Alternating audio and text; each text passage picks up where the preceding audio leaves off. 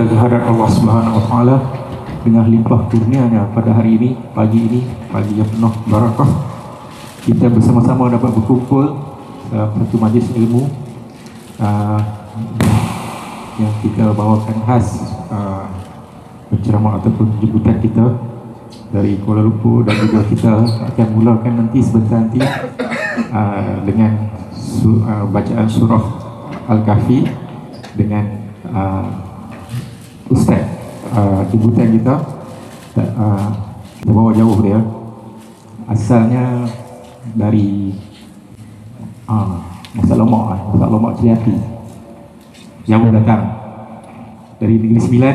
Alhamdulillah, beliau adalah merupakan seorang juara kari tingkat kebangsaan kali ke-64. Kali ke-64 tu tahun bila? 64 dalam tahun 2024 di Kuala Lumpur, baru-baru ni ya, tahun lepas. Alhamdulillah, saya berada di sebelah juara kari. Pertama kali saya ada tengok kat TV dah. Jadi selepas sedikit ringkas beliau, kalau tak salah saya, beliau bermula ataupun banyak peringkat pada permulaannya dan masuk ke peringkat juara tilawah dan hafazan Quran remaja 2015 tu Ustaz, kalau salah betul kan.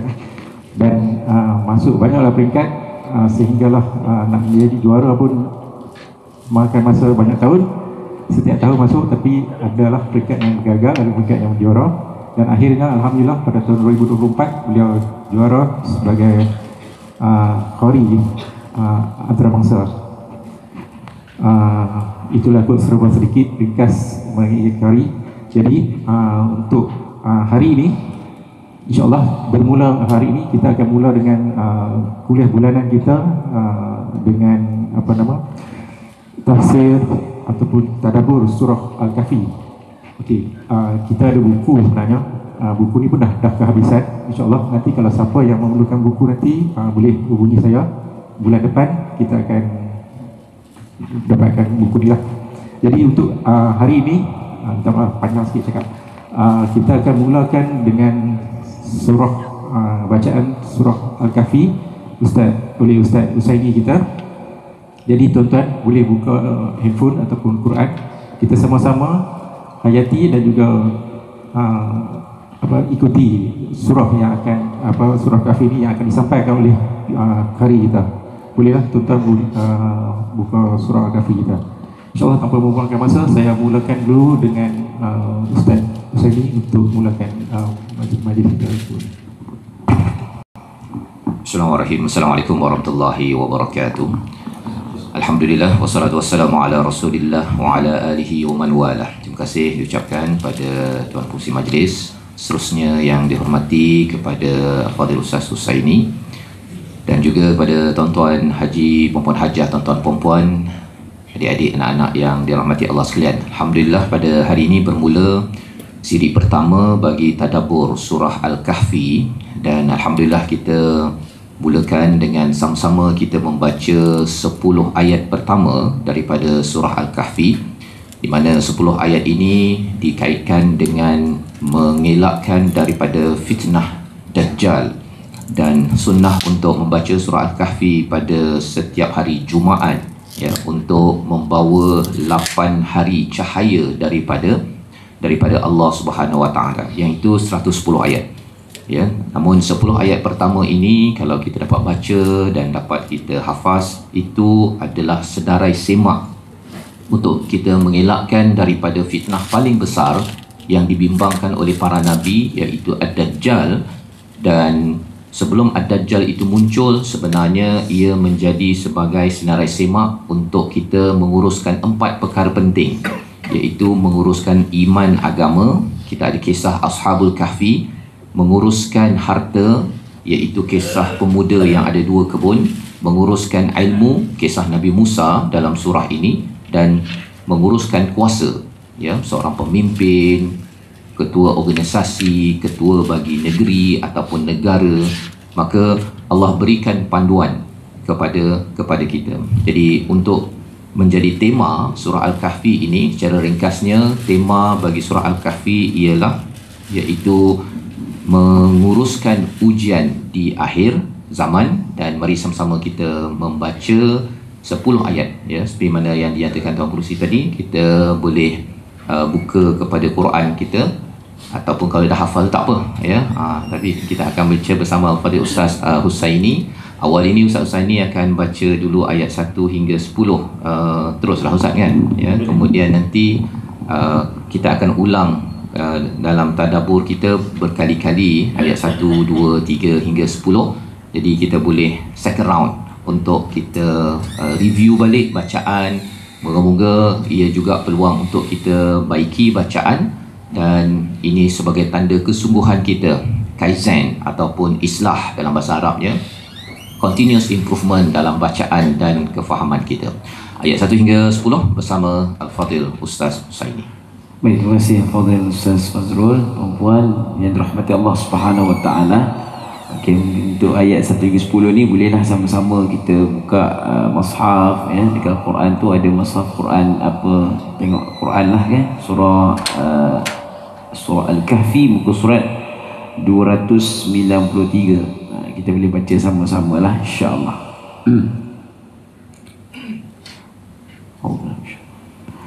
Bismillahirrahmanirrahim.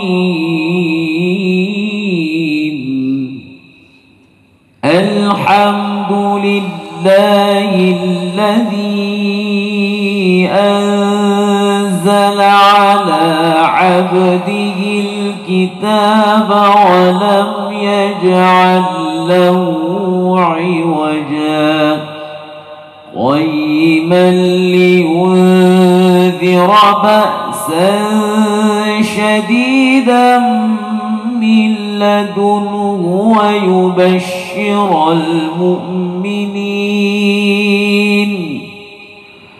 ويبشر المؤمنين الذين يعملون الصالحات أن لهم أجرا حسنا ماكثين فيه أبدا وينذر الذين قالوا اتخذ الله ولدا ما لهم به من علم ولا لآبائهم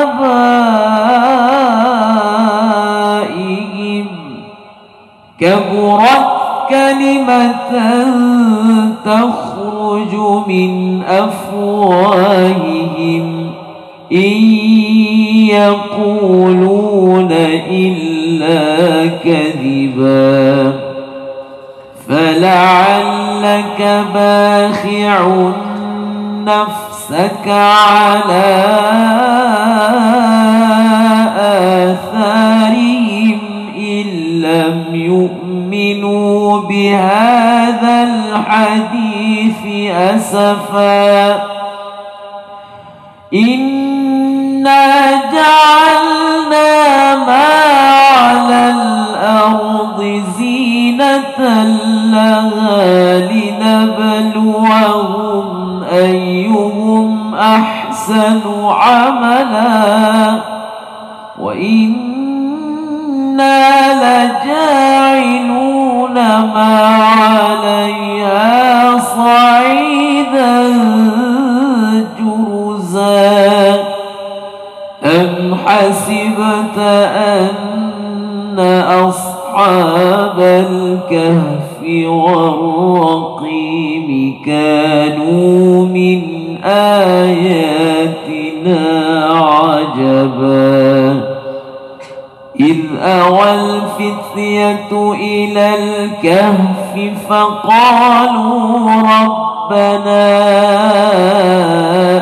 آتنا من لدنك رحمة وهيئ لنا من أمرنا رشدا صدق الله العظيم.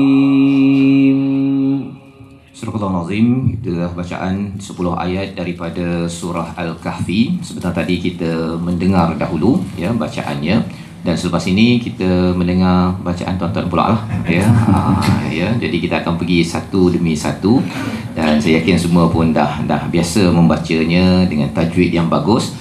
Namun pada hari ini bila ada ustaz-ustaz ini datang daripada jauh, jadi tak naklah sekadar kita kena bagi dia berbaloi Ustaz. berbaloi lah ya, alang-alang betul, mesti berbaloi.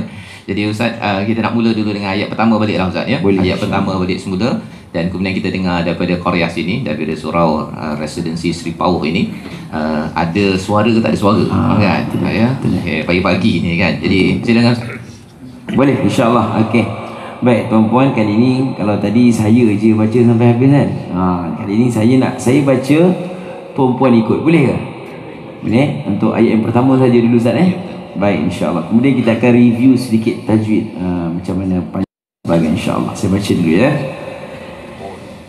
Bismillahirrahmanirrahim. Cuba.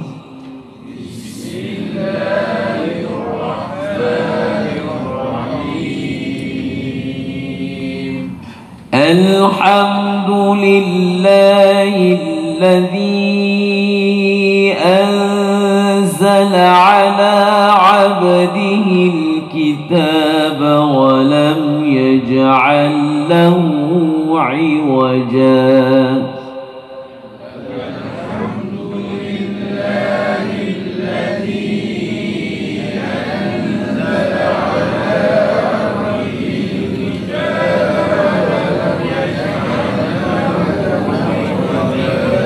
Masya-Allah, semangat orang Sri Pauh kita ni. Okey. Kalau kita nak perhati ayat yang pertama sedikit, tajwid ataupun harakat pada alhamdulillahillazi anzala. Tu kalau rasa-rasa kalau belajar tajwid tu apa nama hukum tu panjang harakat tu? Ingat tak? Mad apa? Mad jaiz munfasil. Bukan mad sentul Mad sentul lain. Ini mad jaiz munfasil, jadi panjang dia kena berapa harakat? 4 ataupun 5 harakat. Kemudian kita ada dengung alladzi anzala, nun mati bertemu dengan zai. Apa nama hukum tu? Ikhfa hakiki. Kena panjangkan 2 harakat. Dan hujung sekali ayat yang pertama tu, perasan tak ada tanda ataupun wakaf yang ada huruf sin kecil tu? Perasan tak? Tu kan?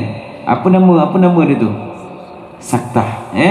Saktah. Di mana kita berhenti seketika ya, dan menyambung ayat yang seterusnya tanpa mengambil nafas yang baru.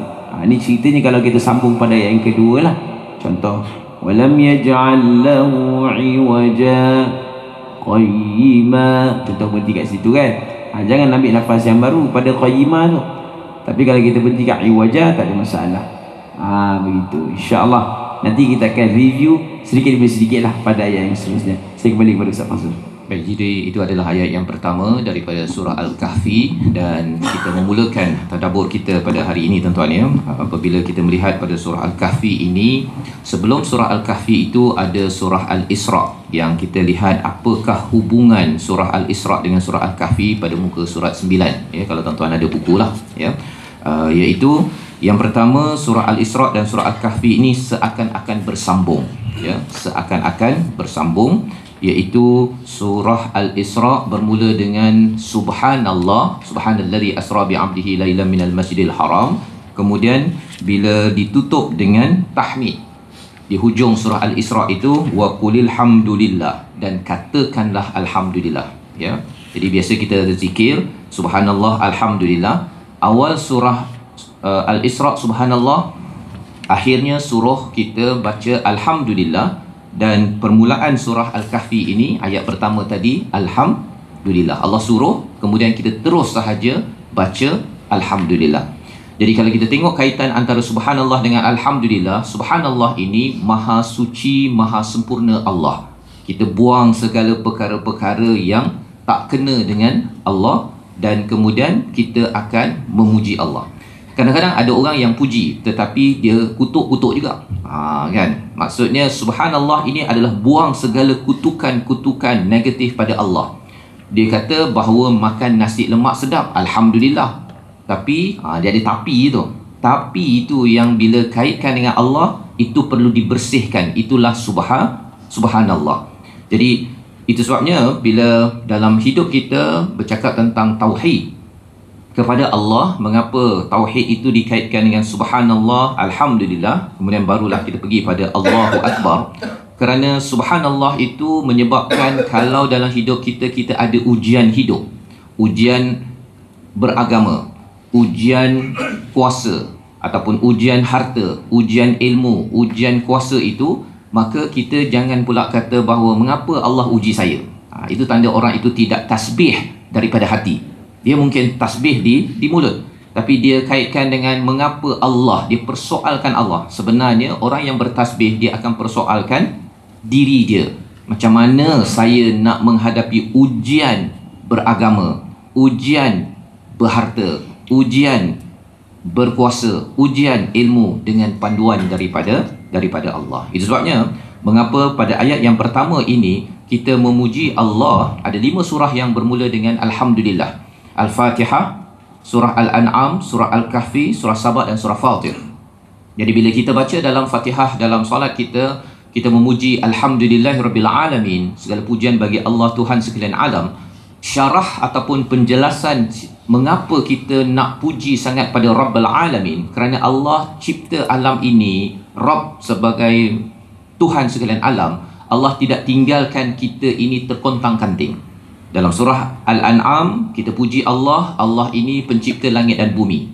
Tapi dalam surah Al-Kahfi, apa yang kita belajar, kalau kita buka nanti pada muka surat yang ke 16, kita akan lihat bahawa sebenarnya kita puji Allah, Allah berikan panduan untuk kita. Ya, sebelum kita pergi pada ayat 16, kita tengok lagi satu lagi point daripada muka surat 10. Surah Al-Isra' menceritakan peristiwa Isra' Nabi pergi bertemu Allah untuk menerima wahyu. Surah Al-Isra' ialah pemberian Nabi kepada wahyu. Surah Al-Kahfi bercerita tentang wahyu datang kepada Nabi. Itu ayat yang pertama itu. Anzala ala abdihi, diturunkan kepada hamba-Nya. Jadi itu kaitan di antara surah Al-Isra' dan juga surah Al-Kahfi. Dan kemudian dalam surah Al-Isra', kalau kita tengok pada jadual pada muka surat 11 itu, penghargaan paling tinggi bertemu Allah. Ya. Dan kalau dalam surah Al-Kahfi, penghargaan paling tinggi apabila dikurniakan Quran. Ada 2 tuan-tuan kan. Pergi bertemu Allah, dapat salat. Dalam surah Al-Kahfi, kemuliaan manusia bernama Nabi Muhammad dan kita sebagai umat Nabi Muhammad mendapat Al-Quran. Combine dua-dua, itulah solat kita. Solat subuh, solat maghrib, zuhur, dalam solat ada Quran. Ya, dan kita belajar tadabbur ini sebenarnya adalah untuk bawa dalam solat. Kalau kita baca surah Al-Kahfi, kita menghargai kepada panduan daripada Allah Subhanahu Wa Taala.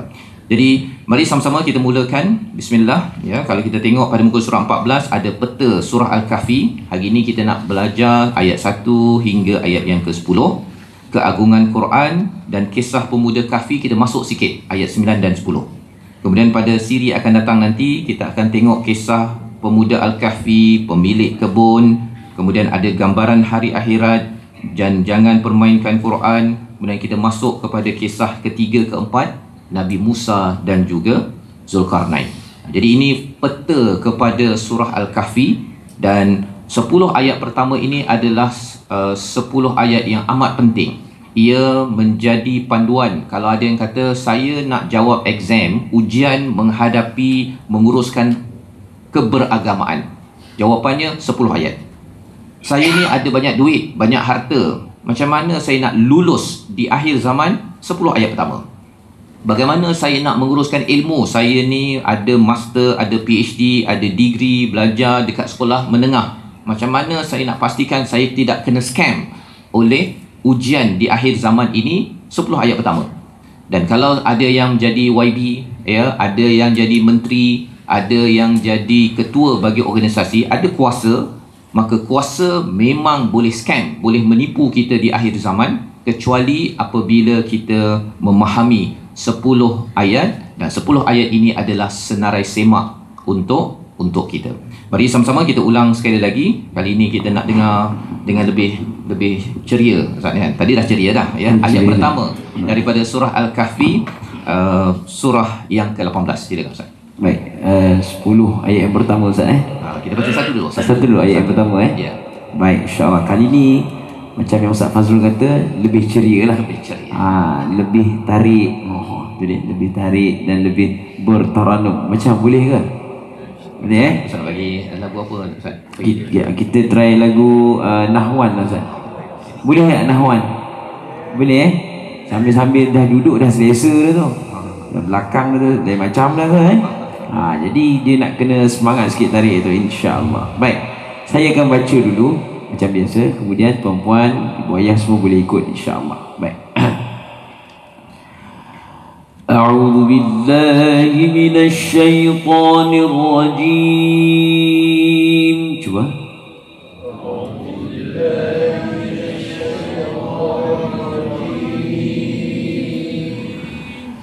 Bismillahirrahmanirrahim.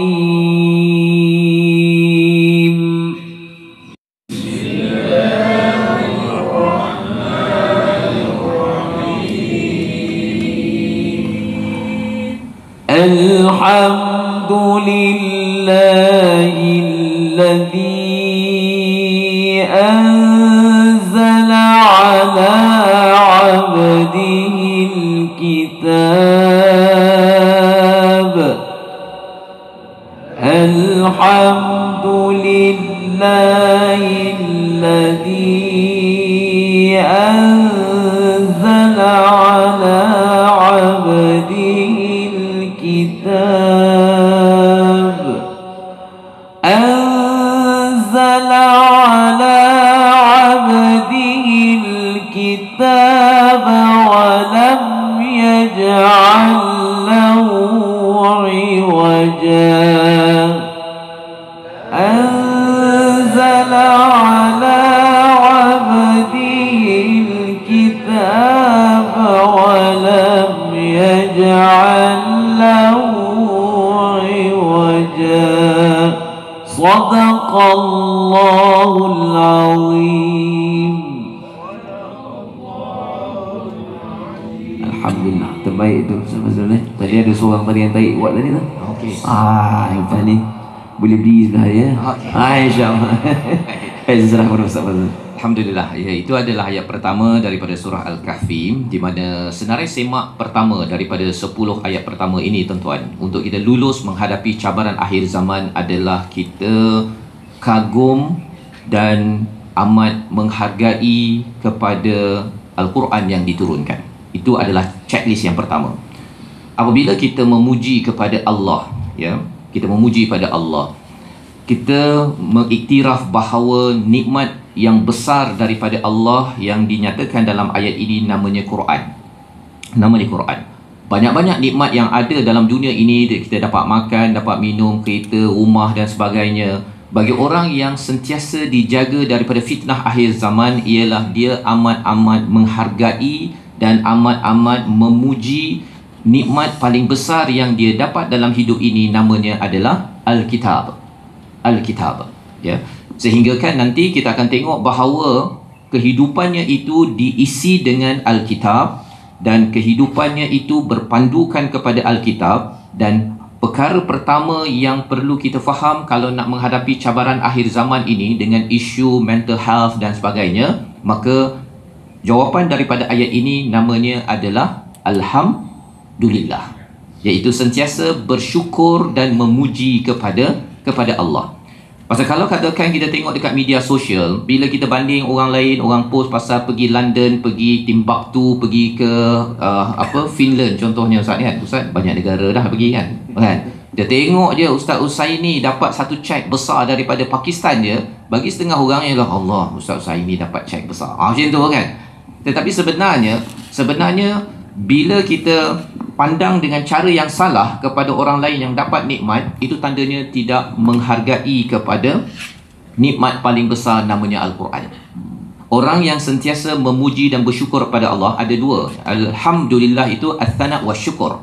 Ats-tsana' itu maksudnya ialah memuji, asyukur itu bersyukurlah dalam bahasa Melayu. Bezanya apa? Bezanya ialah kalau nikmat sampai kepada Ustaz Usaini, kita kata Alhamdulillah kerana nikmat itu sampai pada orang lain. Dan kalau nikmat itu sampai kepada kita, itu namanya syukur. Tadi ats-tsana', yang keduanya asyukur.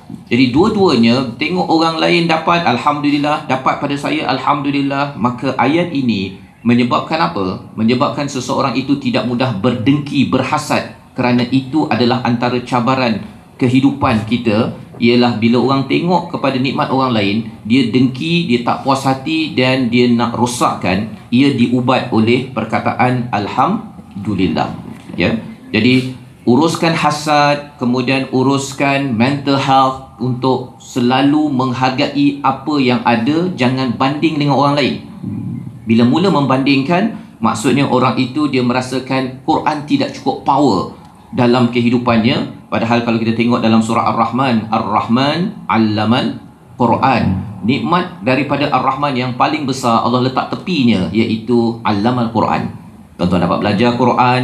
Kalau pelajar universiti dapat belajar Quran, dia akan amat menghargainya, dan itu cara nak memastikan pelajar universiti bila dia graduate tersebut, dia jadi orang yang tidak mendengki dan juga orang yang sentiasa menghambakan diri. Bila puji, dia acknowledge kelebihan orang. Jadi kalau dia memuji kepada Allah, dia merendah diri, mengiktiraf Allah ini adalah amat penting. Dalam ayat ini kalau kita perhati tuan-tuan, ada perkataan ala abdihil kitab. Ala abdihil kitab, iaitu diturunkan kepada hambanya. Anzalna, kita ambil satu perkataan, ya, anzala ini diturunkan, tapi dia daripada root word nazala. Nanti di hujung surah Al-Kahfi kita akan bertemu firdausi nuzula. Pergi ke rumah orang Arab, ya. Kalau kita pergi Ustaz kan, awal tu dia bagi halawa, sweet, kan? Dia bagi apa, baklava, apa sebagainya. Itu namanya adalah nuzul. Ya, dia punya appetizer, makanan permulaan. Jadi bila kita tengok pada perkataan anzala, walaupun diterjemahkan sebagai diturunkan, tapi sebenarnya ia adalah satu anugerah yang diturunkan sebagai appetizer. Pasal apa? Pasal ini perkataan daripada Tuhan. Kalau kita dapat menghargai appetizer, belum masuk main course, belum makan lagi nasi apa, maklubah ke apa sebagainya, maka kalau kita perhatikan pada ayat ini, mana dia punya main course? Main course-nya kalau kita tengok, sebenarnya bila masuk ke syurga, bila dapat bercakap direct dengan Allah Subhanahu Wa Taala, itu main course. Kalau baca Al-Quran pun dah rasa memang seronok sangat, ya, kita ternanti-nanti lagi apa perkara baru yang Allah akan beritahu, bercakap dengan kita, maka bila dapat masuk ke syurga nanti, itu main course. Tapi kalau kita tengok nanti di akhir surah Al-Kahfi, firdausi nuzula, bukan ke firdaus itu tinggi. Mengapa Allah cakap nuzula? Nuzula itu appetizer. Main course ni kat mana? Main course ni kita tak tahu tuan-tuan. Pasal apa? Pasal kalau tuan-tuan tak pernah sampai, kalau pernah lah, dekat Penang ni ada ni ke? Ada air terjun je? Ada air terjun? Ada? Kat Batu Kawan? Ya. Kalau katakan pernah ada pergi ke air terjun lah, mana-mana kat Kedah ke kat mana kan. Kalau orang tu tak, kalau orang cakap nanti kalau awak pergi ke Niagara Falls tu, awak ada nampak air terjun, nampak, kemudian boleh naik kapal di bawah air terjun. Bagi orang yang tak pernah sampai ke Niagara Falls, ya, dia tak boleh bayangkan naik kapal di bawah air terjun. Kalau dekat Batu Kawan tu boleh naik kapal ke? Titi Kerawang. Okey, kalau Titi Kerawang tu boleh naik kapal ke bawah dia? Tak boleh, kan? Naik kapal, pasal orang itu tak pernah sampai. Dia tak boleh visualize, nak memahami perkara tersebut. Jadi apa yang Allah describe di dalam Al-Quran tentang syurga, itu adalah sekadar ikut kefahaman kita yang amat cetek. Bila cakap syurga firdaus itu paling tinggi apa sebagainya, itu baru appetizer, nuzula. Jadi rupa-rupanya bila kita melihat kepada ayat pertama ini, senarai semaknya, yang pertama, satu, kita kena ada Quran, kena ada selalu mindset syukur, dan kita tahu bahawa Quran itu tidak ada bengkok, apa-apa yang tidak bengkok, maksudnya selain daripada Al-Quran adalah bengkoknya. Mesti ada bengkoknya. Belajar ekonomi, bila dia cakap tentang bercakap tentang scarcity contohnya, macam mana pula cakap bahawa dalam hidup ini kita ada scarcity, padahal sebenarnya Allah ini Maha Pemurah, ya, Ar-Razzaq, Maha Pemberi. Maksudnya dalam ekonomi, teori ekonomi yang daripada barat, mesti ada bengkok. Sebenarnya kita ini ada abundance, ada banyak je nikmat daripada Allah yang boleh kita explore, ya. Dalam mana-mana ilmu, mana-mana kitab, dia ada bengkok, tapi satu sahaja kitab yang tidak ada bengkok yang akan meluruskan kita, itulah Al-Quran. Jadi senarai semak pertama, kalau nak pergi ceramah, nak dengar pakar, tuan-tuan boleh percaya, tapi kena tengok dia bawa kepada Al-Quran yang betul atau tidak. Satu Quran, kemudian betul. Pasal ada juga penceramah yang dia bagi tips kepada kita, ya. Tuan-tuan kalau nak faham ataupun nak jadi suara hebat macam Ustaz Usaini ni, ini. Beli ayat ini, beli ayat ini pula. Boleh botol ni, air ni. Ini harganya 50 sen je, RM1 agromas kan. Tapi kalau letak dekat tepi Ustaz Usaini ni, lama sikit, nanti jadi suara macam Ustaz Usaini. Taranum Nahawan, Sikah, Kurdi, apa sebagainya semua boleh. Tapi mahal sikit lah ni, RM200. Kan. Mengapa? Kerana penceramah itu tidak berteraskan Quran ataupun sunnah. Ya, Quran dekat kitab, sunnahnya dekat abdihi, diturunkan kepada hambanya bernama Rasul. Kalau tidak ada Quran dan sunnah sebagai panduan, jangan mudah percaya kepada mana-mana penceramah. Walaupun nama dia ustaz ke, pakar motivasi ke, pakar cerai ke, ya, semua itu tak boleh percaya. Ya. Pasal apa? Dia kena berteraskan kepada Quran, dan inilah cara untuk elak kena scam oleh Dajjal di akhir nanti. Tapi dalam hidup sekarang ini, kita tidak mudah di scam oleh orang-orang tertentu. Senarai semak pertama. Senarai semak yang kedua, kita baca sama ayat yang kedua sama Ustaz. Ustaz ni, sila Ustaz. Baik, Alhamdulillah. Kita nak baca ayat yang kedua. Ayat pertama tadi pastikan ia berada dalam keadaan yang betul. Tiada yang bengkok melainkan Al-Quran. Al-Quran tu dia lurus, semua tu bengkok. Jadi sebelum tuan-tuan dan puan membengkok juga ke arah yang lain, ayo kita baca sama-sama. Maksud saya tidurlah kan. Jom kita baca ayat yang kedua ni. Untuk saya baca, kemudian tuan-puan boleh ikut sama-sama. Boleh insya-Allah Boleh insya-Allah. أعوذ بالله من الشيطان الرجيم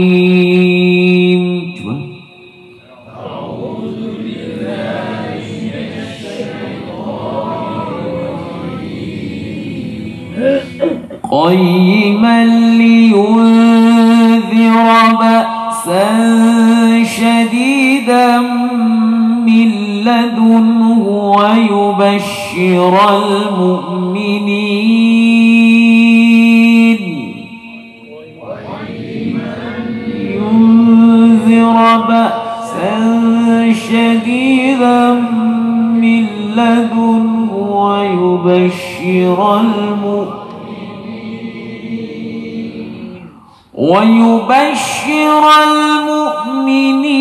الذين يعملون الصالحات أن لهم أجرا حسنا ويبشر المؤمنين الذين يعملون الصالحات أن لهم أجرا حسنا.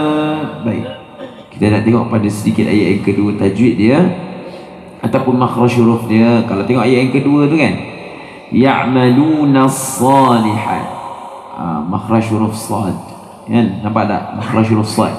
Kalau huruf sad ni macam mana sebutan dia? Sa.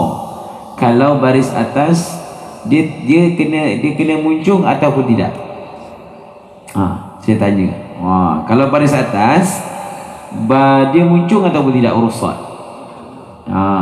Dia tidak perlu untuk kita muncung, melainkan kalau huruf yang berbaris di depan ataupun huruf waw kan. Waw kalau baris atas kena muncung tak? Muncung lah. Macam mana kita tak muncung kalau huruf waw? macam tu. Tak boleh. Dia wa, dia kena muncung juga. Sebab memang dia punya asli huruf waw tu memang dah kena muncung dah. Jadi huruf sad ni pun sama juga. Sa. Dia tak perlu tu kita baca ya'maluna sa. Tak perlu tu kita muncung macam tu. Ya'maluna sa. Okey, cuba baca. Ya'maluna salihat. Cuba. Aywa, kemah tajwid orang si power kita ni Ustaz. Boleh nanti masuk tilawah Wakil Penang pula Ahmad ya. InsyaAllah. Jadi saya serahkan kepada Fadil Ustaz. Baik, terima kasih Ustaz Saini. Ayat yang kedua, senarai semak yang kedua tuan-tuan sekalian ya, iaitu qayyimah, iaitu sebagai nilai yang meluruskan ya, nilai yang lurus. Qayyimah ada kaitan dengan qama, ada kaitan dengan berdiri. Jadi maksudnya Al-Quran ini satu, tidak bengkok pada hujung ayat satu tadi ya. Ayat yang kedua, ia menjadi pelurus ya, nilai yang meluruskan. Siapa yang selalu baca Quran, cara baca pun tuan-tuan akan diluruskan. Kan gitu kan, bila kita baca betul-betul dengan guru, maka cara sebut sad pun dibetulkan. Dan kesannya kita faham tuan-tuan kan, bahawa sebenarnya dalam bahasa dia ada satu teori tentang psikolinguistik ya, iaitu psikologi di sebalik sesuatu bahasa. Disebabnya orang yang selalu cakap bahasa Melayu berbeza psikologinya dengan orang yang selalu cakap bahasa Inggeris. Orang yang faham bahasa Inggeris berbeza psikologinya dengan orang berbahasa Arab. Itu satu. Tetapi orang Penang dengan orang Johor dengan orang Kelantan pun berbeza psikologi dia. Ya. Sebab saya membesar kat Johor, bila selalu dengar orang Penang bercakap, kata, lain macam orang Johor ni kan, ataupun orang Penang ni. Pasal ada psikologi di sebalik bahasa. Bila kita kembali kepada bahasa Arab Al-Quran, satu bahasa Arab, tapi bahasa Arab Al-Quran, dia membina sistem nilai yang dibawakan oleh Allah, qayyimah, dan Quran itu membawa nilai yang memberi amaran kepada ba'san syadid, satu azab, satu perkara yang besar di dunia dan di akhirat. Di sini ada sebahagian yang mengatakan bahawa di akhir zaman nanti akan berlakunya satu huru-hara, ba'san syadid. Kalau dalam filem tu ada yang kaitkan dengan Armageddon contohnya kan ya. Dan kemudian daripada sisinya, daripada Allah, dan memberi kabar gembira. Ini senarai semak yang kedua tuan-tuan ya. Satu, Al-Quran meluruskan. Dia confident bahawa saya spend masa lebih banyak dengan Quran. Di tempat kerja HR kata kita mesti ambil training yang kembali kepada Al-Quran, insya-Allah ya. Syarikat tersebut, keluarga yang ambil masa lebih kepada Al-Quran, dia akan diluruskan. Bengkok macam mana pun. Bengkok macam mana pun. Si ayah ni dulu memang cakapnya sikit-sikit marah, mak memang kalau sikit-sikitnya beletih sampai 30-40 minit. Tapi bila dapat lebih Quran itu, dia akan lurus balik dia punya cara bercakap, cara berinteraksi dalam keluarga. Ya, itu pasti berlaku yang dinyatakan pada ayat yang kedua. Jadi nilai itu adalah panduan untuk menghadapi cabaran akhir zaman, ba'san syadid ya, di dunia ini. Apatah lagi kita tidak mahu mendapat ba'san syadid di akhirat. Nilai itu. Dan yang keduanya, Quran ini memberi apa? Sentiasa memberi kabar gembira. Istilah wayubashira ya, wayubashira itu fi'il mudhari', sentiasa memberi kabar gembira pada orang beriman untuk beramal soleh. Apa poinnya? Di akhir zaman ini tuan-tuan, kadang-kadang ada orang nak buat baik, dia tak bersemangat. Anak kita nak pergi sekolah ke, nak belajar ke, kadang-kadang semangat dia untuk beramal soleh itu, nak cakap integriti, amanah, dia rasa, alah, nak orang lain semua cakap, oh yolah, orang ni cakap nak tunjuk baik lah, nak jadi ustaz lah. Ketika seseorang spend masa banyak dengan Al-Quran, dia akan mendapat wayubashira, mendapat kabar gembira. Ya. Mendapat kabar gembira, dia sentiasa bermotivasi untuk beramal soleh pasal dia tak perlukan orang untuk endorse. Dia tak perlukan orang. Dia ada Allah yang memberikan kabar gembira. Kalau kamu terus buat baik, sikit saja lagi, kamu akan dapat apa? Annalahum ajran hasanah. Akan dapat ganjaran yang baik. Jadi motivasinya itu adalah datang daripada Al-Quran, datang daripada Allah. Dan itu adalah senarai semak yang kedua agar tidak kena scam oleh Dajjal. Dajjal ini dia akan beri motivasi, kalau beriman kepada dia, okey, kamu akan dapat ganjaran. dapatlah air, padahal itu api. Yang api sebenarnya air. Dia tipu, dia scam, dia tipu realiti, bukan qayyimah, bukan lurus, ya. Tetapi yang lurus, cara memberi, menakul sesuatu keputusan dalam hidup kita sebagai ibu ayah, ya, sebagai anak, sebagai pemimpin adalah daripada Al-Quran. Dan satu kesan bila nilai lurus, dia bersemangat dalam hidup, beramal soleh. Dia terus sahaja perkataan islah ya'maluna salihat, daripada perkataan salaha yang maksudnya ada kaitan dengan islah. Dia bukan sekadar amal soleh seorang-seorang, tuan-tuan.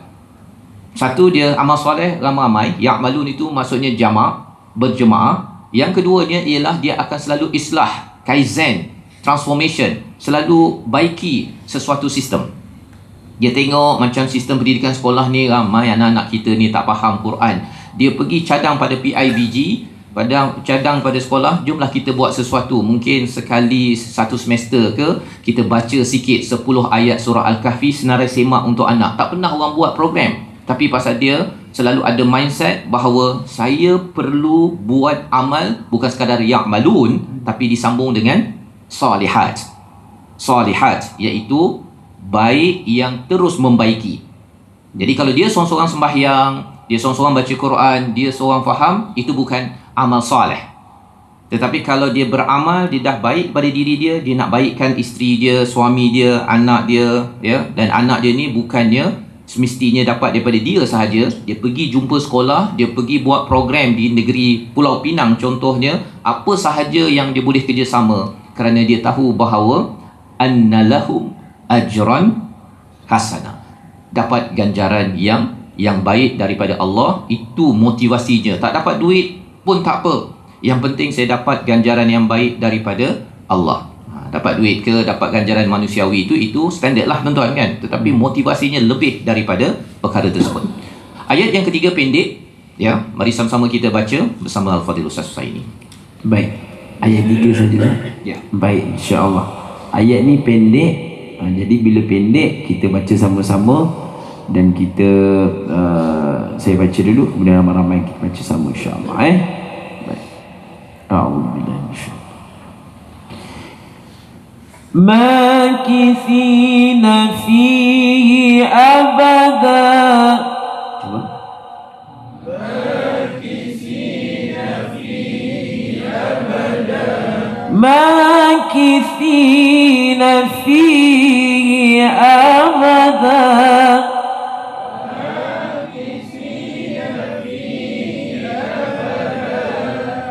Cukup asis tu, dah goreng tadi tu. Okey.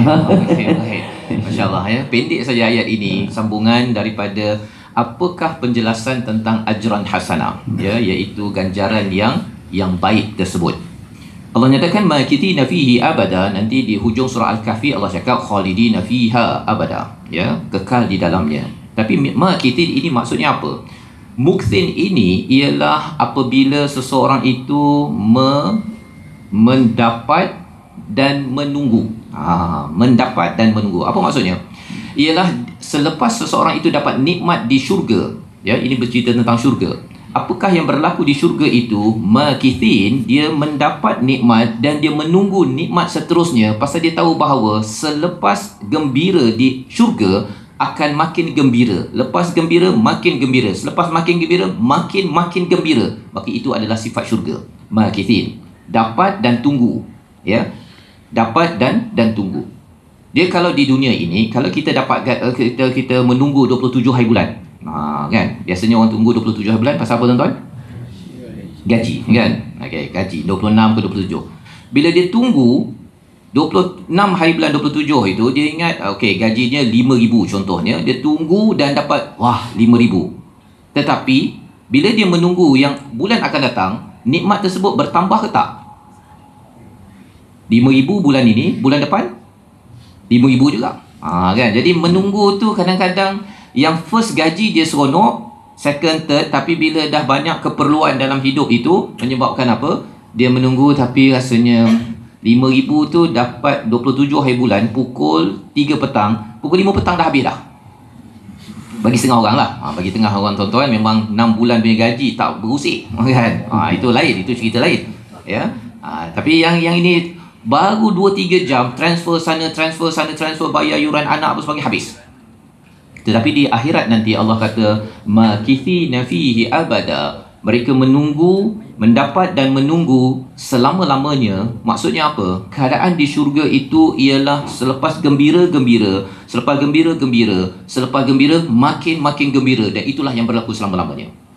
Kontra dalam kehidupan kita, bila kita buat amal baik, contohnya lah, kalau katakan kita hari ni baca dengan Ustaz Usaini, kan? Kita dengar tadabbur surah Al-Kahfi ini, rasa-rasanya tuan-tuan gembira ke tak gembira dapat baca dengan Ustaz Usaini? Gembira. Kalau kita tunggu, kita baca sampai pukul 8, gembira ke tak? Kalau baca sampai pukul 9? Sampai pukul 12? Oh, Masya Allah, tabarakallah, kan? Ustaz Usaini nak balik dah. Padahal sebenarnya tak gembira sangat pun, kan? Pasal nasi ke apa makan kat luar tu tengah menunggu. Poin ni apa? Di dunia ini sebenarnya tuan-tuan, jangan harap dia lepas gembira-gembira, lepas gembira-gembira.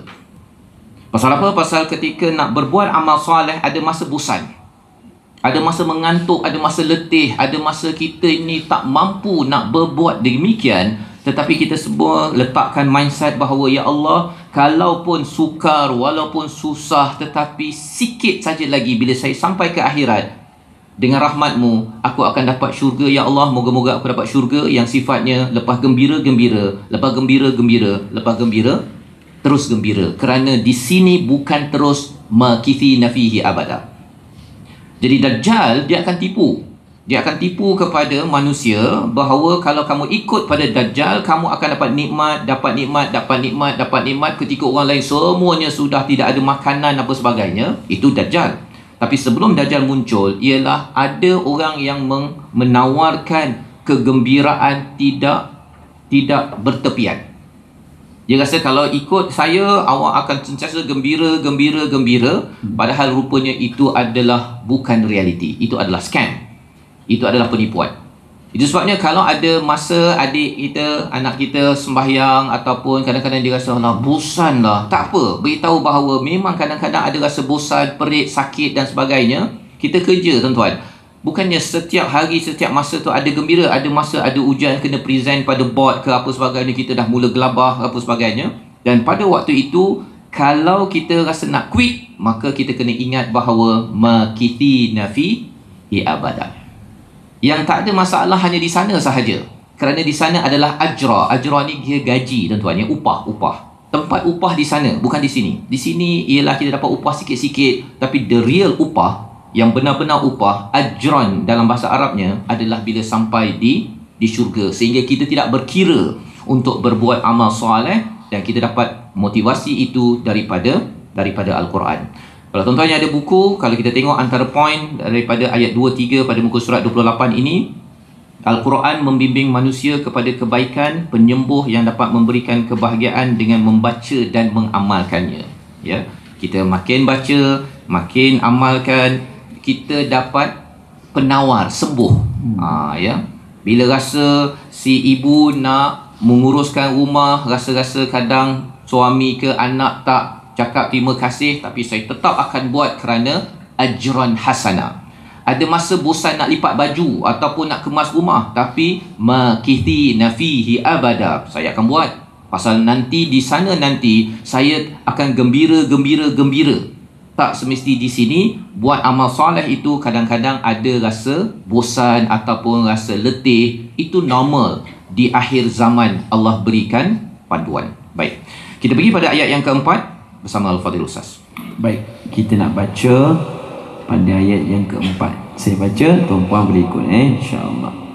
A'udzubillahi minasyaitanir وَيُنذِرَ الَّذِينَ قَالُوا اتَّخَذَ اللَّهُ وَلَدًا.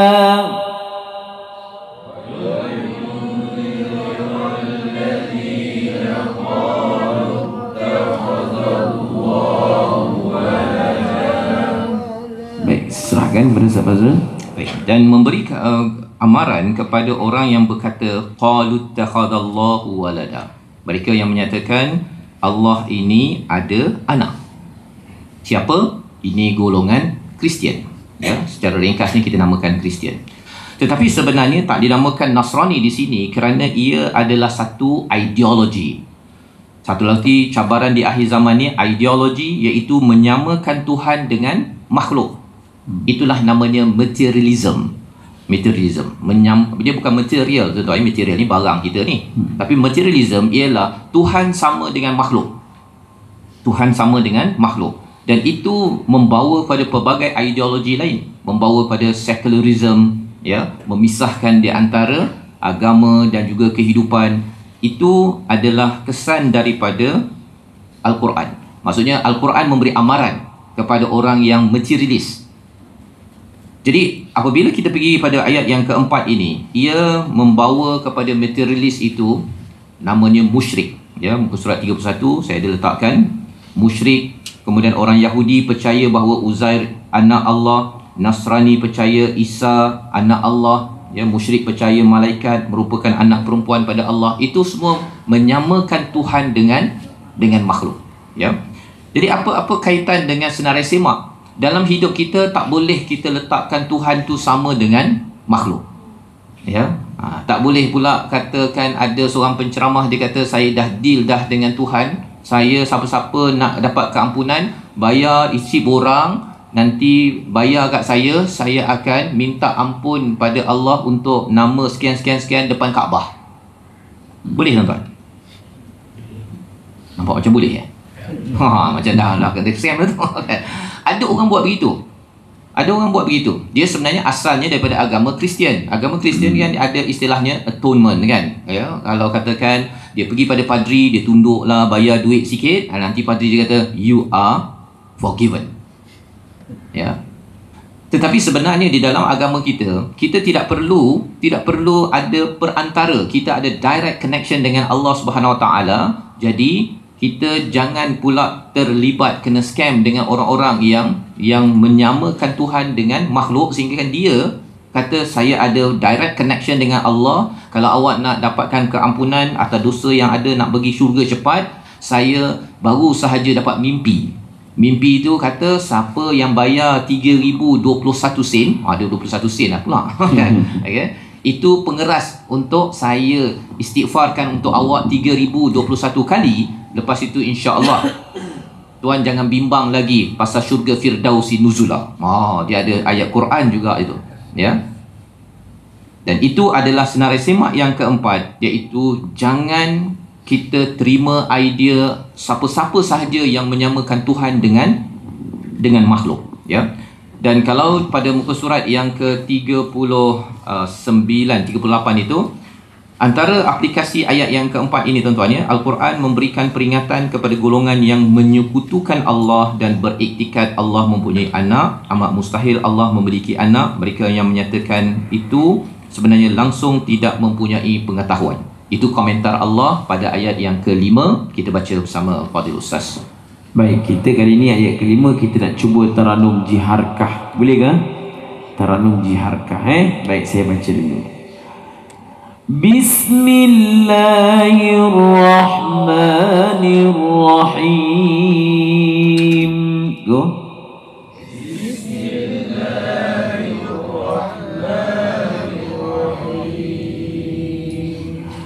ما لهم به من علم ولا لآبائهم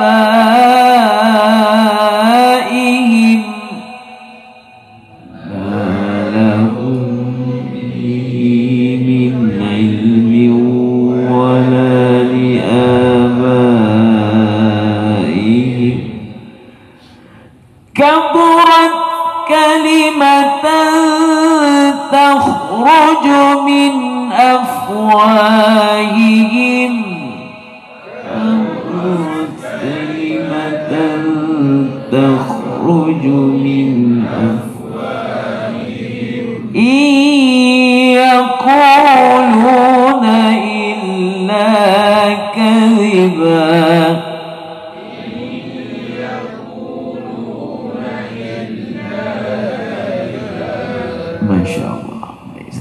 Baik, jadi itu ayat yang kelima. Allah nyatakan kepada orang yang menyamakan Tuhan dengan makhluk, materialism itu, ya, dalam kehidupan ini, siapa yang menyamakan Allah dengan makhluk?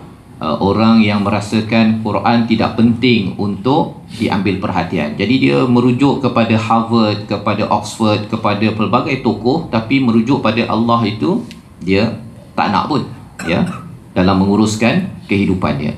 Ataupun ketika dia menjadi seorang parent, dia merujuk kepada banyak buku-buku motivasi, tapi buku daripada Tuhan, tak apalah, sama je, ya, sama je. Bila saya cakap sama je, itu tandanya orang itu kena scam dengan cabaran di akhir zaman.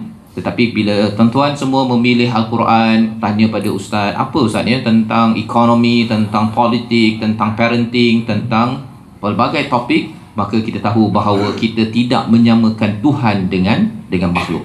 Mengapa orang buat begitu? Allah cakap pada ayat yang kelima, malahum bihi min ilm. Mereka itu tidak ada ilmu. Ya. Mereka itu tak ada ilmu. Walaupun ada master PhD, tetapi orang ini tidak ada ilmu. Pasal ilmu yang sebenar-benarnya ialah tidak menyamakan Tuhan dengan makhluk. Itu puncak kepada ilmu, ya. Dan itu sebabnya mengapa tuan-tuan, dalam sains, dalam sejarah, dalam apa saja subjek anak-anak kita, ya, cikgu-cikgu yang membaca ayat yang kelima yang mengajar akan lihat balik, dan kalau boleh propose kepada IPG ke ataupun pusat kurikulum, macam mana nak memastikan bahawa nilai bahawa Tuhan tidak sama dengan makhluk dalam melihat kepada awan, cumulus nimbus, apa sebagainya, itu bukannya semula jadi tetapi dicipta oleh Tuhan. Perkara-perkara tersebut perlu dimasukkan nilai. Kalau tidak, anak itu Islam tetapi akhirnya dia merasakan bahawa sama je, saya dah pandai, ya, dah ada master PhD, Quran dengan kitab ini lebih kurang je, ya, malah susah saya nak belajar Quran ini, tapi yang buku bahasa Inggeris itu boleh pula dipaham, padahal dia bukannya lahir dekat London. Begitu kan. Baik, jadi dalam ayat ini apa yang kita perasan? Satu poinnya, mereka tak ada ilmu. Yang keduanya, wala liabaihim, iaitu mereka ni suka ikut kepada senior. Abaihim ini nenek moyang, ya. Kalau di dalam organisasi itu dia memimpin, dia ikut kepada senior yang lepas. Kalau katakan di dalam rumah, ya, mak ayah itu, mengapa ada setengah mak yang kalau mengajar Quran, rotannya sikit-sikitnya kena kan? Pasal dulu ayah kamu buat begitu, kalau tak mak tak jadi orang macam sekarang. Begitu. Dia pasal ikut pada mak ayahnya. Mak ayah tengking, mak ayah pukul. Padahal bila tengok reference dalam Quran, dalam Quran Nabi tak ada pula mengajar Quran, sikit salah je kena kan. Tetapi itu berlaku, malah dia berdekat-dekat berlaku tersebut. Kerana apa tuan-tuan? Kerana mengikut kepada abaihim. Dan Allah kata, kaburat kalimatan takhruju min afwahihim in yaquluna illa kadhiba. Semua itu adalah perkara yang besar, penipuan. Dan bagi setengah orang, biasalah.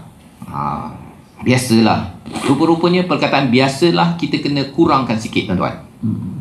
Kita kena ingat, kalau ia ada kaitan dengan Quran, jangan cakap biasalah, kerana orang itu tak sedar. Allah kata kaburat. Kaburat itu maksudnya itu adalah amat besar di sisi Allah, dan itu satu penipuan. Itu satu penipuan, ya. Jadi Dajjal dia akan bawakan sesuatu yang tidak berasaskan ilmu. Dia akan gunakan sentimen daripada nenek moyang senior, ya, orang-orang dulu cakap. Kalau katakan anak baby menangis, letakkan benang atas dahi contohnya kan. Nanti syaitan tak lalu, letak paku bawah bantal. Semua perkara-perkara tersebut bukan ada ilmu pun, tapi pasal nenek moyang dulu. Kalau dia orang tak buat tu, mak tak adalah jadi stabil macam ni, contohnya kan. Jadi mak dia pun beli paku banyak lagi daripada kedai hardware, ya, ready awal-awal. Pasal anak dulu dia adik-beradik 3 orang Ustaz. Sekarang adik-beradik anak dia potential 6 orang, siap paku awal-awal. Ya. Itu khurafat yang boleh berlaku di dalam masyarakat kita. Jadi yang ini mungkin tuan-tuan dah tak buat dah, kerana tuan-tuan ada ilmu tersebut. Kembali ilmu itu kepada apa? Kepada Al-Quran yang disampaikan pada ayat yang pertama. Ayat yang ke-6 bersama Al-Fadhil Ustaz. Baik, jom kita baca sama-sama insya-Allah.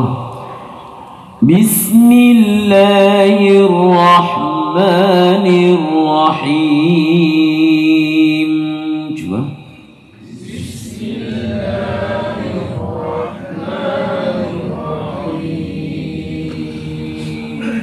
فلعلك باخع نفسك على آثارهم إن لم يؤمنوا بهذا الحديث أسفا. تنفس go. فلعلك باخع نفسك على آثارهم إن لم يؤمنوا بهذا الحديث. Tamam.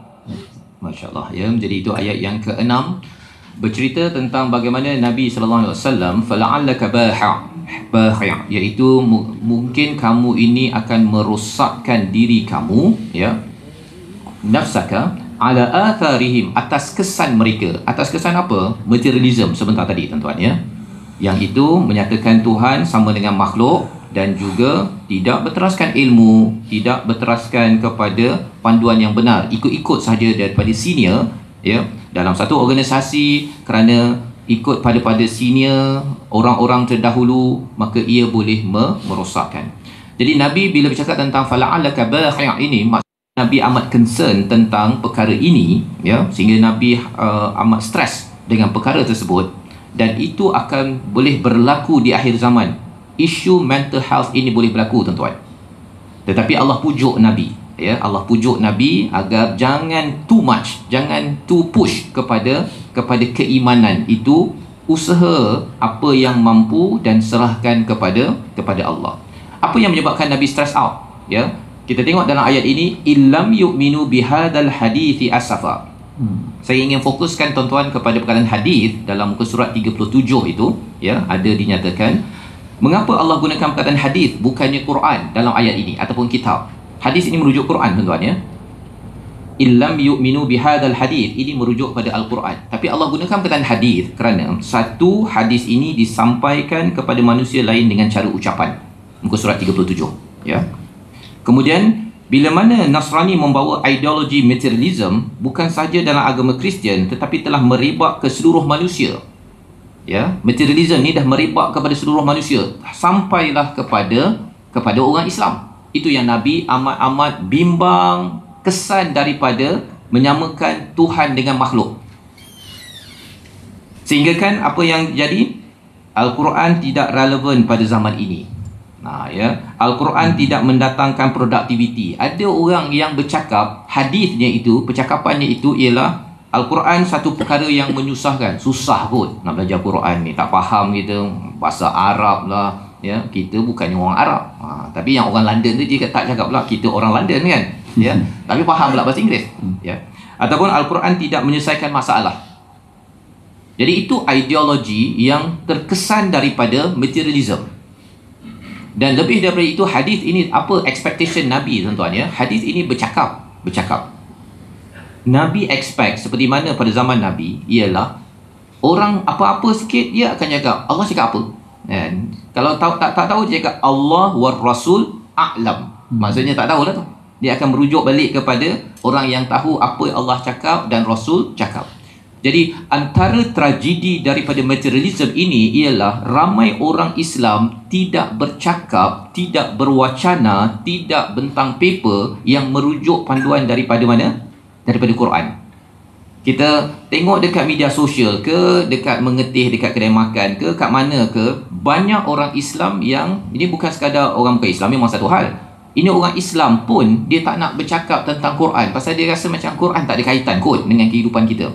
Kita nak uruskan anak ke, nak uruskan keluarga ke, organisasi ke, negara ke, kadang-kadang saja, ataupun paling hebat pun baca peringkat awal je, baca ayat Quran, lepas tu habis, tak ada kaitan pun apa yang dibacakan dengan wacana conference yang diadakan. Maka apa pelajaran daripada ayat ini, ayat yang ke-6 tuan-tuan?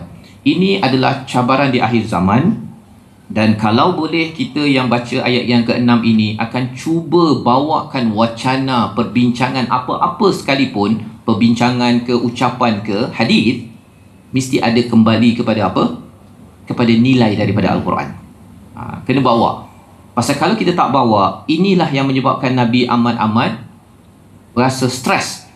Pasal apa? Rupanya ini dipengaruhi oleh agenda materialism yang disampaikan pada ayat 4 dan ayat 5. Dia tak berteraskan pada ilmu yang sebenarnya. Dan memang Dajjal, dia memang tak nak kita cakap pasal ayat-ayat Quran, tuan-tuan. Tuan-tuan selalu datang dengar ni, bolehlah bercakap kan, Quran cakap ini, Quran cakap ini.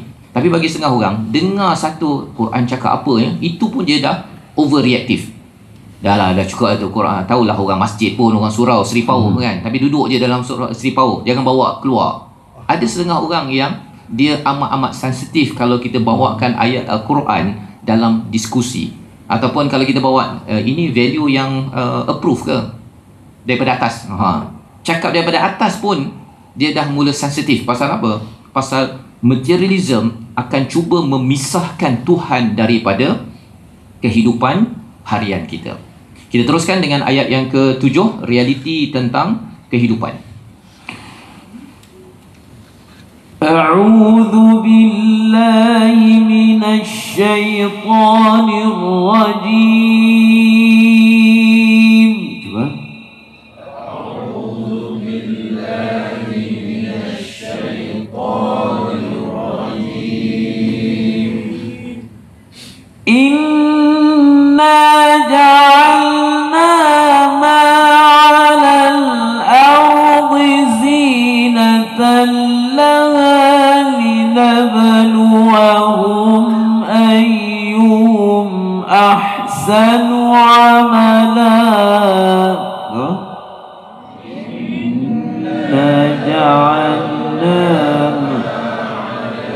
ardi zinatan laha linabluwahum ayyuhum ahsanu 'amala. Baik, Surah Azim ayat yang ke-7 ini Allah nyatakan, kami jadikan apa yang di atas muka bumi ini sebagai zinah, sebagai perhiasan, untuk menguji siapakah di kalangan mereka yang lebih baik amalannya. Ya, bercakap tentang zinah ini, tuan-tuan ya.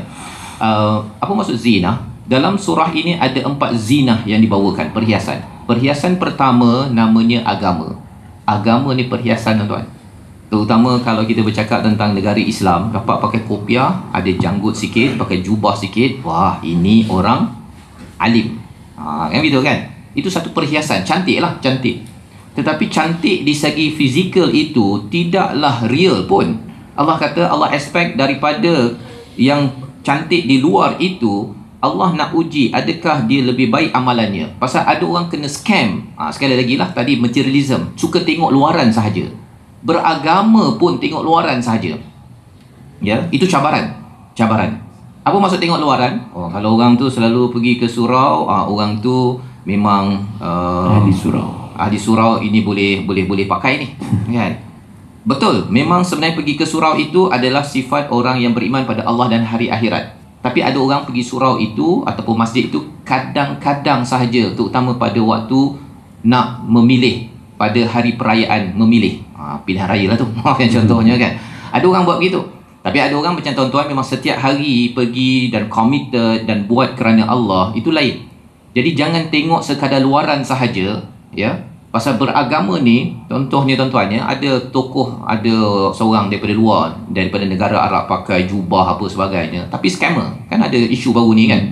Pasal apa? Pasal ada orang yang tengok kalau pakai jubah, ada janggut, orang Arab, kemudian ada nama dekat belakangnya, ataupun letak Habib-Habib lah kat depannya, terus dia percaya. Itu antara fitnah akhir zaman. Jadi kalau katakan kita tahu orang gelarkan dia Habib ke apa nama gelaran sekalipun, cek dahulu betul tak ilmu dia. Kalau ilmunya kembali pada nilai Quran dan Sunnah, ya, maka kita percaya. Maksudnya kita follow. Tapi kalau ada masa saja awal-awal dia cakap, tapi lepas tu dia menyeleweng, maka kita jangan ambil, kerana perhiasan pertama agama, perhiasan kedua ialah apa? Harta. Kagum pada orang ada kereta besar, rumah besar apa sebagainya, tapi rupanya dia scam juga. Kalau yang tak scam okey, maksudnya dia kembali pada nilai Quran, tolong orang, buat dengan penuh integriti. Perkara ketiga, ilmu. Ilmu pun perhiasan, tuan-tuan. Ya, bila dia ada di depannya ada gelaran pelbagai TS, DR dan sebagainya, itu perhiasan. Ada orang yang bila ada perhiasan tersebut dia gunakan, tetapi dia akan baiki lagi amalan dia. Tapi ada orang sekadar nak dapat perhiasan, sanggup beli degree palsu, kan, PhD palsu. Pasal apa? Pasal itu adalah perhiasan cantik tu, kan. Kalau boleh dekat belakang tu ada apa? Datuk, Sri, Doktor, TS, IR, apa semua sambung, kan. Lepas tu belakangnya ada pula AMN, APL, apa semualah, ya. EPL, EPF, semua lah ada, kan. Okay. Pasal apa? Perhiasan agar orang nampak saya ni ada credibility, ada ilmu. Ya, padahal sebenarnya ada gelaran tak ada gelaran, sebenarnya Allah sedang uji adakah ada gelaran itu makin baik amalnya, terbaik. Tak ada gelaran pun tetap juga terus membaiki amalnya. Dan yang keempat apa? Kuasa juga adalah zinah, perhiasan, tuan-tuan. Sampaikan orang akan terkagum, orang pandang selekeh dia. Bila orang tu naik jadi timbalan menteri saja, oh dah jadi lain, kan begitu, kan? Pasal apa? Pasal perhiasan. Tapi maksudnya apa? Maksudnya ialah kalau orang itu dia terus baiki amalan dia terus buat yang terbaik, okey, tak ada masalah. Ya. Kerana itu adalah apa yang Allah expect. Dan Dajjal apa dia punya kemampuan dia, iaitu dia dapat scam orang dengan perkara-perkara luaran. Zinah, ya, keberagamaan, berharta, berilmu, berkuasa, maka dia akan tipu orang, kecuali apabila kita tahu bahawa kita ada senarai checklist daripada ayat 1 sampai 6 tadi, dan kita teruskan dengan ayat nombor 7, kita tidak akan mudah terpesona pada zina, kecuali kalau orang itu dia membaiki amal dia, memberi kesan pada saya akan baiki amal saya, mendekatkan Tuhan, saya akan follow. Saya tidak akan follow orang-orang yang berharta, berilmu, berkuasa, beragama, tetapi rupanya dia menjauhkan saya daripada kebenaran Allah yang esa. Dan hakikat dunia ini Allah cakap pada ayat 8 bersama Al-Fadhil Ustaz. Baik, teruskan insya-Allah. Wa inna laja'iluna ma 'alaiha sa'idan juruza.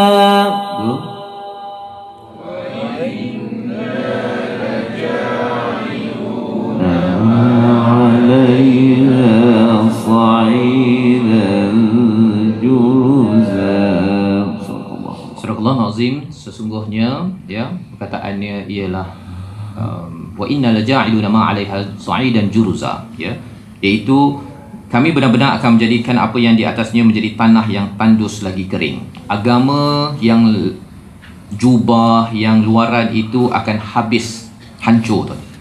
Harta akan hancur, gelaran-gelaran akan hancur, dan kuasa akan hancur bila masuk ke dalam kubur. Habislah, kan?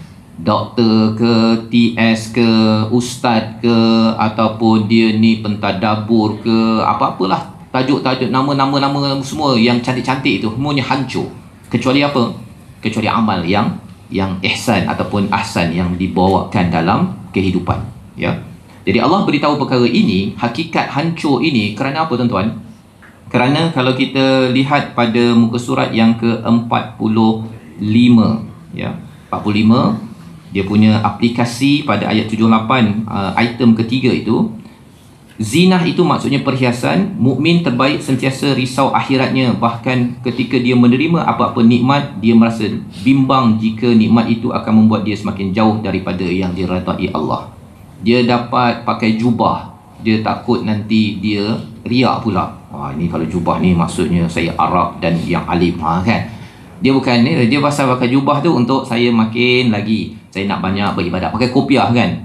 Kerana saya nak jaga dari segi amal saya, ya. Bukannya pakai kopiah ni nanti percayalah saya, pilihlah saya dalam pilihan yang akan datang. Contohnya, kan, dia bukan gunakan keberagamaan ataupun dapat harta itu untuk dia jauh daripada Tuhan. Dia bimbang. Dia setiap kali dapat lagi projek baru, dia dapat lagi gelaran baru, dapat lagi anugerah baru daripada sultan ke, yang dipertua ke, dia tahu bahawa ini semua adalah zinah yang akan hancur anytime. Ya. Dan Dajjal dia akan scam. Dia kata kalau kamu nak kekal, nak relevan, maka kamu ikut aku. Ya. Pasal itu antara idea daripada Dajjal. Dan pada item kelima, setiap perhiasan yang kita ada ketika, sama ada ianya harta, pekerjaan, jawatan, rumah, kereta mewah, kecantikan, pasangan, tiada satu pun yang akan kekal bersama di hari kiamat nanti. Tiada apa yang dibanggakan. Allah akan goncang bumi, hancur lebur. Yang kekal hanyalah Al-Baqi, pemilik mutlak segalanya, yang akan menghargai amal kita. Ya. Jadi itu adalah ayat ke-8. Ayat 9, 10 kita baca bersama Al-Fadil Ustaz Husaini. Baik, ayat 9, 10 panjang sikit. Kita baca sama-sama insya-Allah. A'udzu billahi minasy syaithanir rajim. A'udzu billahi minasy syaithanir rajim. Am hasibta anna ashabal kahfi war-raqim kanu آياتنا عجبا حسبت أن أصحاب الكهف والرقيم كانوا من آياتنا عجبا إذ أوى الفتية إلى الكهف فقالوا ربنا آتنا من لدنك رحمة إذ أوى الفتية إلى الكهف فقالوا آتنا من لدنك. Okey, jauh jawab paling atas.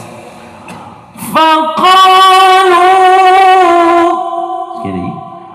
Faqalu rabbana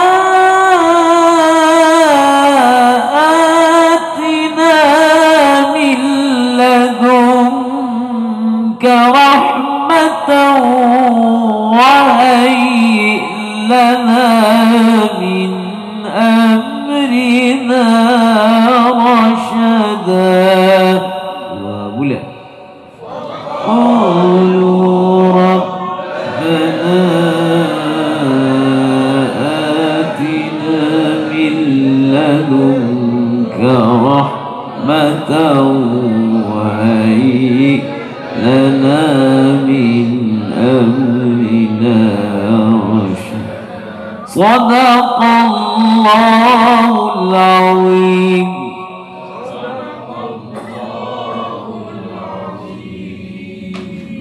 Surah Al-Nazim ayat yang ke-9 menjelaskan kepada kita satu lagi senarai semak, ya, dalam kehidupan menguruskan cabaran akhir zaman ini, iaitu am hasibta an ashabal kahfi war raqim kanu min ayatina ajaba. Apakah kamu mengira bahawa Ashabul Kahfi dan juga batu bersurat Raqim, ya, sesuatu yang dirakamkan itu, kanu ayat min ayatina ajaba, sebagai satu perkara yang menakjubkan. Apa maksudnya tuan-tuan? Maksudnya ialah Ashabul Kahfi bagi setengah orang, wow, 309 tahun dia tidur. Ya, dia kagum sangat pada tidurnya Ashabul Kahfi tersebut. Dia kagum kepada Raqim, batu bersurat yang ada, dan dia nak pergi ke Jordan. Ada yang kata gua Al-Kahfi ni dekat Turki, macam-macam lah, ya. Tapi yang lebih sabit adalah di Jordan itu. Dia kata, wah, ini amat pelik, amat menakjubkan. Kalau dia tengok anak dia tidur 3 jam ataupun 3 minit dalam kuliah, dia tak takjub. Ya. Padahal sebenarnya seseorang boleh tidur ataupun banyak lagi perkara-perkara yang menakjubkan ayat Allah, kebesaran Allah, tapi dia nak beriman mesti pada perkara yang ajabah, pelik-pelik. Dan itu antara cara beriman orang Kristian. Orang Kristian, dia kalau bawa cerita pelik-pelik, dia memang wow, Jesus Christ, begitu kan. Dia selalu, dia tak cakap oh my God, ataupun dia tak cakap Allahu Akbar subhanallah kan, pasal dia agama Kristian. Dia akan oh Jesus, kan.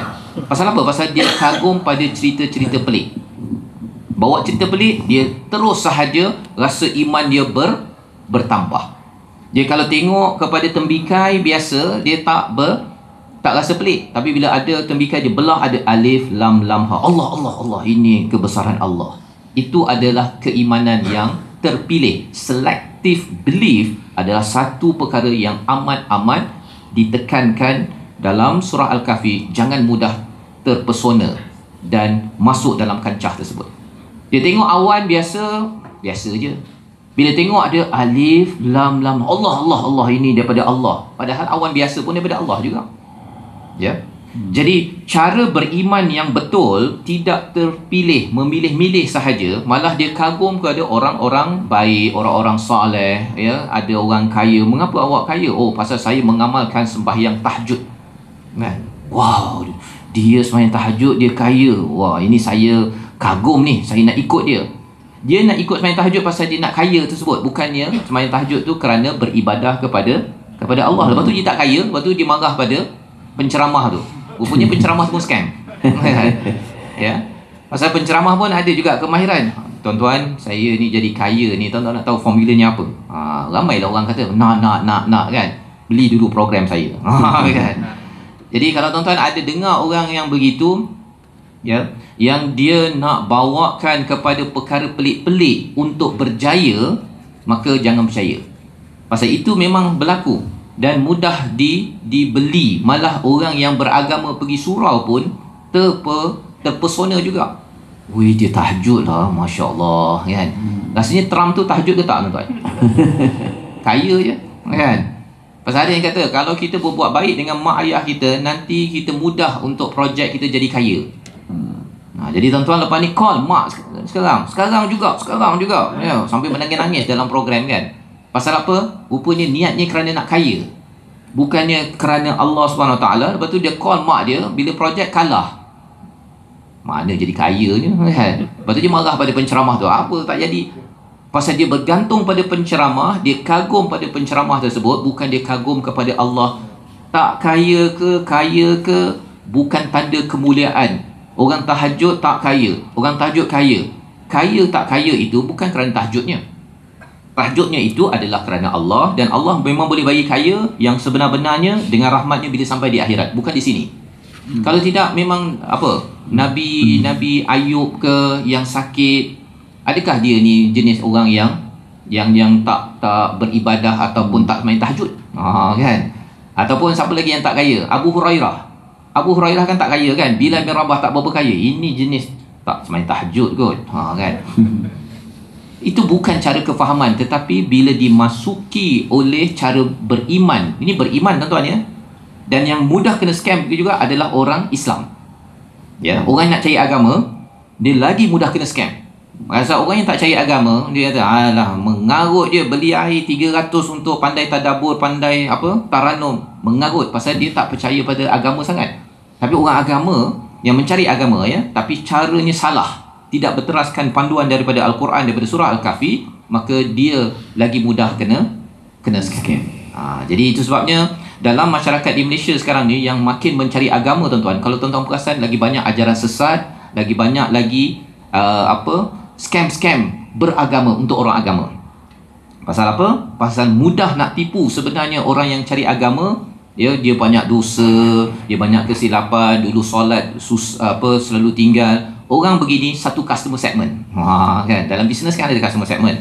Senang buat produk-produk yang akan menyebabkan dia, oh yelah, ini menarik ini.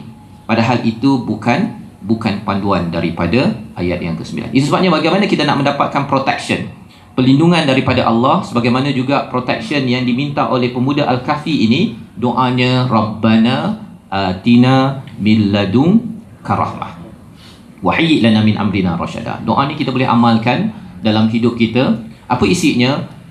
Iaitu wahai Tuhan kami, kurniakanlah daripada sisimu rahmah. Doanya pendek saja, minta rahmat. Dengan satu perkataan itu, kasih sayang daripada Allah, kita akan belajar pada masa akan datang nanti, iaitu bagaimana Allah beri bantuan kepada pemuda Al-Kahfi ketika mereka diancam bunuh oleh pemerintah pada waktu itu. Mereka minta rahmah je, mereka tak tahu nak buat apa. Ya, dalam hidup kita, kalau kita tak tahu nak buat apa dalam hidup kita, minta rahmah, minta kasih sayang Allah. Wahayyi lana min amrina rasyada. Urusan-urusan saya semuanya diberikan rushd, iaitu petunjuk yang matang. Bukan petunjuk saja, petunjuk yang matang, itu namanya rasyada. Ya. Jadi apa-apa terbalik kepada perkara ini, tak minta rahmat. Guna pendapat sendiri, guna network sendiri. Bila ada masalah je, chat dekat WhatsApp ke dekat mana, chat beritahu kawan, tanya ni, call, tanya Tuhan itu kemudian. Itu tandanya orang ni akan mudah kena scam. Ya, pasal apa? Pasal ada orang yang memang profiling, orang pencin, mesti ada loneliness. Dia dah profile lah. Ya, loneliness, akhirnya call, saya boleh bantu pakcik mesti lonely kan, anak tak balik, nanti kami akan bawa pakcik untuk gembira. Lepas tu mulalah keluar package travel pergi ke Finland, RM60,000.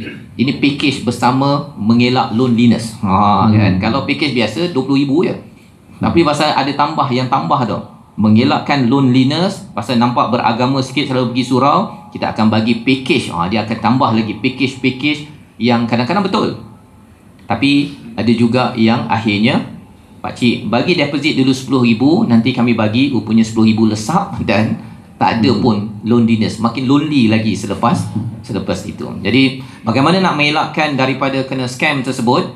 Doa yang diabadikan pada ayat 10 kita baca sekali lagi sebagai pengakhiran bagi kuliah subuh kita pada hari ini. Silakan Ustaz. Baik, kita baca sekali lagi pada ayat ke-10. InsyaAllah saya baca sama-sama ikut إذ أوى الفتية إلى الكهف فقالوا ربنا